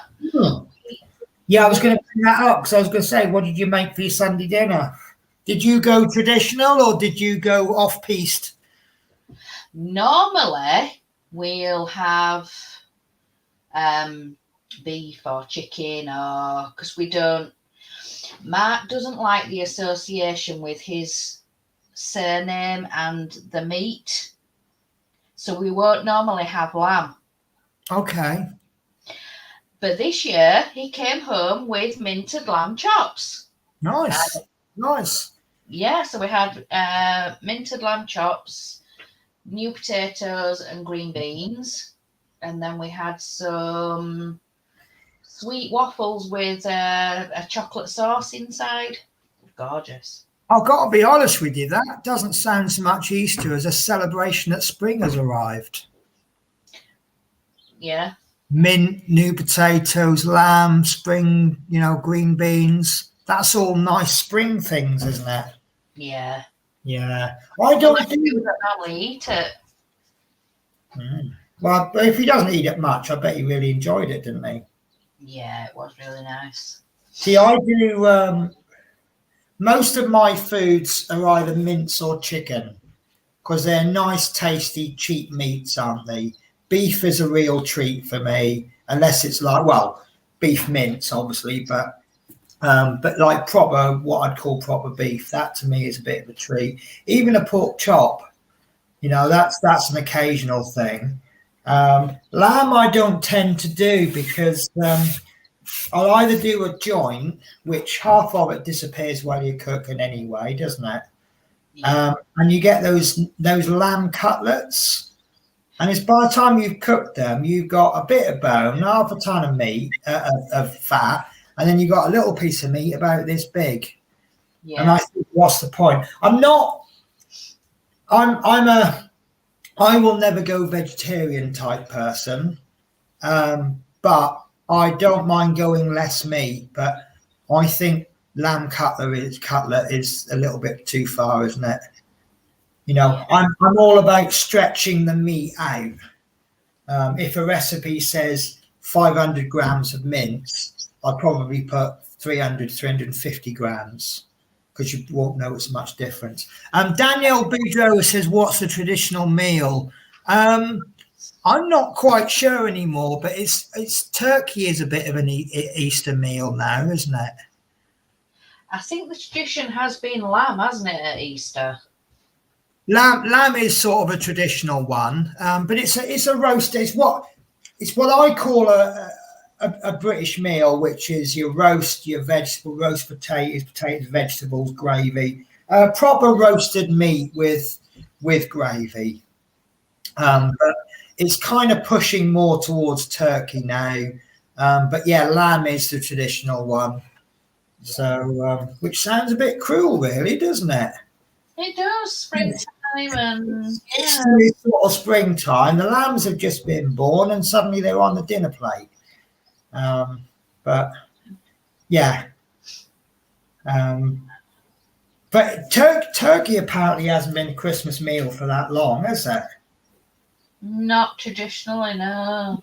I don't know what the tradition is, but it depends where you go, isn't it? I suppose. I don't know. Do the Americans get fed up with turkey? What with Thanksgiving and Christmas, and if you have an early Easter and you have turkey, then that must be. So I don't know. People get. I think we only have turkey once a year because by the time we've got through it, we're fed up of it again for another year. I think that's what they were saying, weren't it? If they have turkey at Thanksgiving, they'll have something else at Christmas time. Yeah. To me, Easter is like Christmas, but without the overdoing it. Where Easter you have pretty much the same as Christmas, but you have just enough. Whereas Christmas, you buy so much it lasts you until Easter. Yeah, that's true. Yeah. Kind of how I see it. You know, you don't get Easter leftovers for a week. No. So yeah, I think you look at all these different countries and they have these different traditions, and I think they're all essentially the same, but in a different order. Although Americans do Easter. What do Americans do for Easter? Do they do anything special, food-wise? I'm talking. Do they do chocolate eggs? You know why they have eggs, don't you? For Easter. Well, the way I heard it, Shrove Tuesday is the day before Lent. So what you're doing is you're using up all, because you're supposed to go without for 40 days on something, which is traditionally eggs. So you have pancakes to get rid of all the eggs. Although we obviously do it wrong, because now we go out and buy eggs for Shrove Tuesday. So then you've gone 40 days without eggs. Easter Day, you're allowed to eat eggs again. That's why we do chocolate eggs. I didn't know that. It's what the version I heard. So Love Minis says, yes, turkey one holiday, unless it's on sale and you're low on funds. This Easter, the stores pushed ham. And Danielle says turkey or ham. That makes a lot of sense. I remember gammon coming in somewhere, like gammon joint, but I think that's Boxing Day for our house. So turkey Christmas Day, gammon joint, not gammon steaks. And I always remember it was salty as anything. that's what I don't like about gammon. Well, you have to soak it overnight or something, don't you? Try and draw some of the salt out. Yeah. But yeah, it's what Love Mini says about with like whatever they push, that kind of makes us, and that's actually quite American as well, isn't it? Or where we've got a surplus of ham this year, so let's do a big push on ham, and we'll turn ham into an Easter thing. But yeah, ham's a good one, I think. Anyway. So, but yeah, Deborah also says turkey, Thanksgiving, and Christmas, ham for Easter. So what's the next? We've not got any big bank holidays now until for a year now, have we? I don't think so. We've got two May bank holidays coming up, and then I think the next one is August, which is now going to get confusing for me because in Scotland the August bank holiday is the first Monday of the month, and in England it's the last Monday of the month. Oh no! Oh. Do you remember the confusion last year when I set up a meet in Rotherham for what I thought was bank holiday, and it turned out to be Scotland's bank holiday? Yeah, somebody couldn't come, could they? Yeah, because they were working. Yeah, I do remember. Yeah, because I looked at my Google Calendar and I went, oh, bank holiday. Yeah, that'd be a really good time to meet up. And it just turned out I got the wrong bank holiday. Yeah, that's most unlike me to cock things up, isn't it? It's very unlike you. Yeah. Oh dear. Oh my. Oh boy. Right. Do you want to do the YouTube schedule? Because I don't know if my computer can cope with it. I'm not sure how to get it up. Right. Okay. That's not a problem. Right. I will bring the YouTube schedule up then, but I won't actually be able to see. So I'm looking at the spreadsheet, not at the screen. Right. So tonight at 8:00 we have Build with Adrian, and he's doing Spitfire issue 54 and Terminator issue 105. Thursday and Friday, unfortunately, should be Horlicks, but he's cancelled due to a personal problem.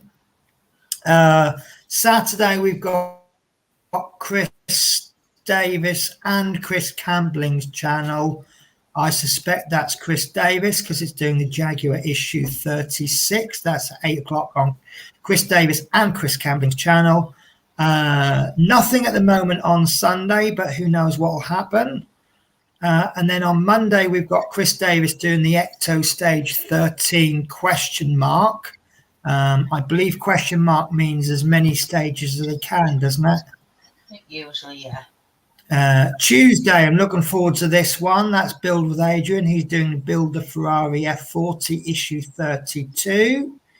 And then that takes us to next Wednesday, 2:00, which is our show.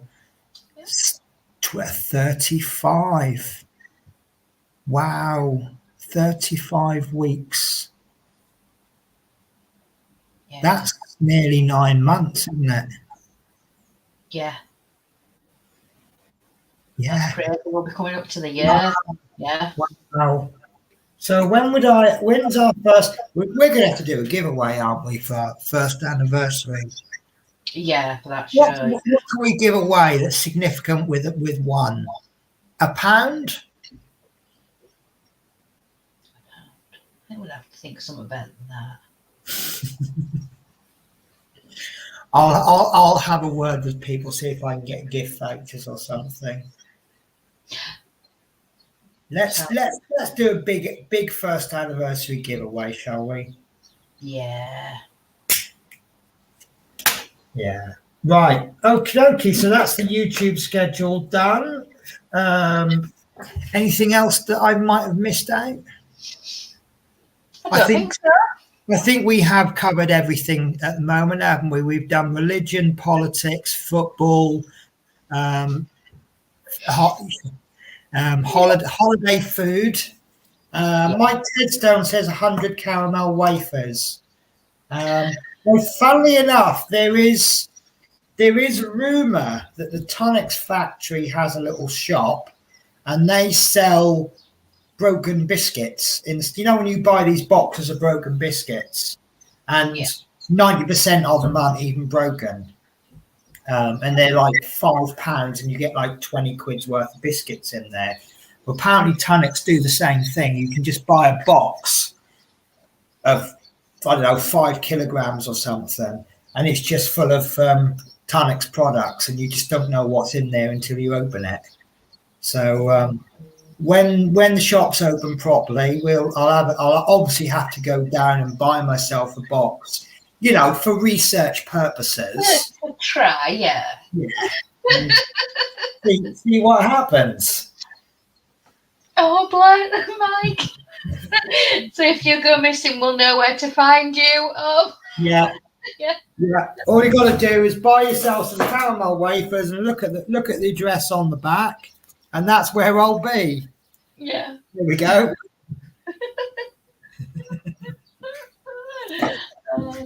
Apparently, they lie on the back of the packets. The address says Uddington, Glasgow. Apparently, Uddington isn't in Glasgow. Okay. I've actually found another product as well. There's a company called Lee's, and their factory is about 5 miles from my house, and they make these. I think the best way to describe them is like Kendal mint cake, but they do different flavors. You got like a mint fondant covered in chocolate, but they do an orange version, and then they do another version, and apparently they do different flavors.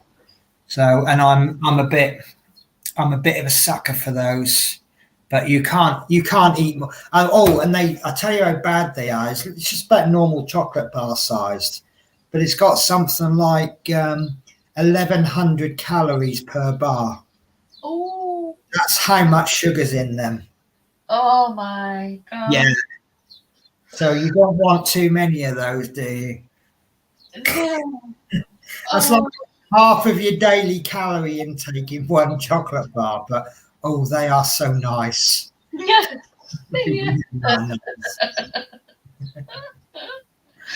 Oh dear.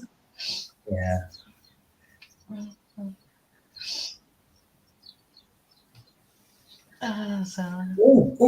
Sorry, I've just caught an email from someone.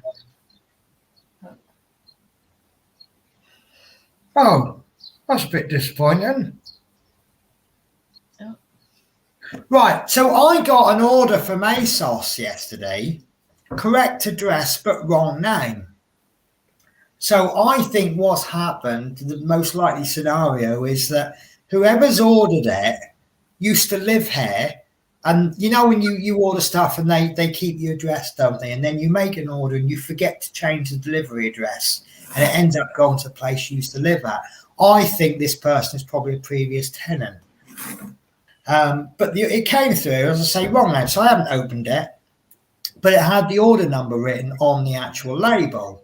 So I've contacted ASOS. I said, look, I've just received a package. It's not for me, but it's the correct address. Could you get in contact with the correct person, give them my name and my telephone number, and then they can contact me to come round and pick it up? They've emailed me back explaining how to do returns to them. And I'm thinking, I don't think the person wants it returned, otherwise they wouldn't have bought it. No, that's true. So, if someone, if they wouldn't have actioned the email anyway yesterday because it takes them 24 hours. But if the person contacted me last night or this morning, I could then say, well, yeah, I'm in all day, pop round and you can have it. And it's just, there you go. Don't do it again. Yeah.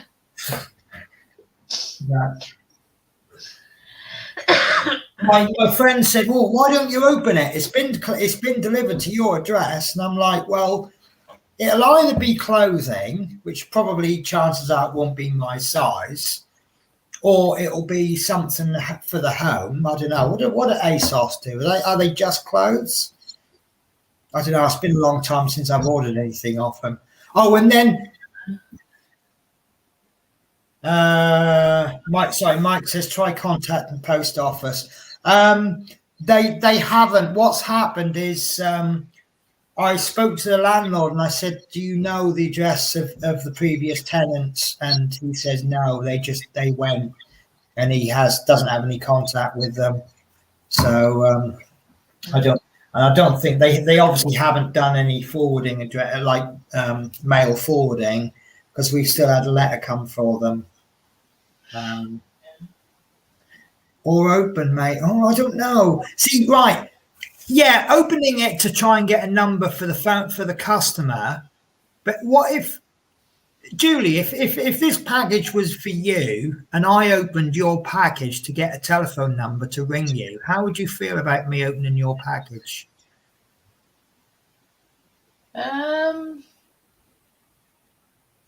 It's one of those things, isn't it? Yeah. You know, why are you ringing? Did you open the package with the intention of stealing it and then realised it's no good to you, so you decided to then do the right thing? I don't know. It could. I think there's potential for argument there, isn't there? Yeah. Or they could be, oh wow, you put so much effort into finding me. Let me bring you a packet of Tunnock's tea cakes. Or something. Yeah. Yeah. Well, yeah, Mike says if it helped you get the order. But then again, I've emailed ASOS and given them permission to pass my name and number on. So, yeah, no, I'll stick with what I've done. But then saying that, it looks like this email is it looks like it's all pre-written. So. Maybe I might still be waiting for a response. See that it's this bit where it says, once you've returned your order and it's been received back at our warehouse, we'll drop you an email to let you know. Don't need to send me an email. It's not my item, is it? No. They did say we can see from your queries about how to return something to us. You can find out how to return and the returns options available to you by clicking here. Just make sure that you select the flag of your country you're returning from so that you see the relevant information. Trouble is, you can't ring them. There's no way to ring. They don't give telephone numbers out anymore. No. Do you know what, Deborah? That's not a bad idea, but if they've recently moved out, would but maybe you could look up name on the internet. I don't know. Yeah, do you know what? I think I'm going to look them up on Facebook. Yeah, I'll look them up on Facebook. So, yeah, that'll work. Right, okay, so any other business? No, I think that's everything. Yeah, what a really good natter. I was just about to say, have you enjoyed yourself today? Because I certainly have. Yeah. And I hope everybody else has as well. I tell you what, I had key rings all set up. Not key rings, tags. And yeah, we've just been nattering and this is probably the least productive diamond painting show we've ever done, but productive in other ways. Yeah. So yeah. Well, I've got a fun job to do today. I have found in my cupboard a bag, absolutely chock a block full of bags for life. They've taken up half of the cupboard. So what I plan to do is to fold them all up like this. Hey, see? Do you know that trick? No. Let me show you that trick. So this is how you fold your bag for life. Can you see the worktop okay? Yeah. So you get your bag for life and you flatten it like so. You then bring the two end thirds in. So you've got bag and handle. You then fold that bit up. So now you've got smaller bag. You then bring the corner in and the corner, and then you just bring the handle round like so. Excellent. Did you not know that, Julie? No. It was just a really common. So this is 2 bags for life, and this is 2 bags for life. Yeah, exactly. Yeah. And then you put them all in a drawer, and they all look nice and neat, and they're all standing to attention, ready for you to go, pick me, pick me. Yeah.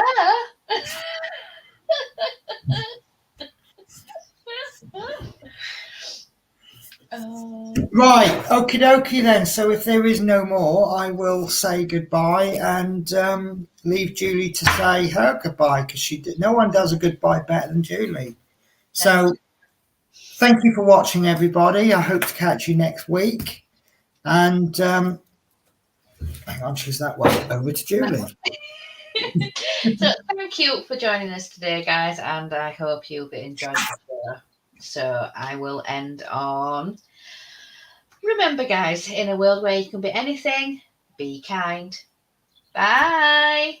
Bye.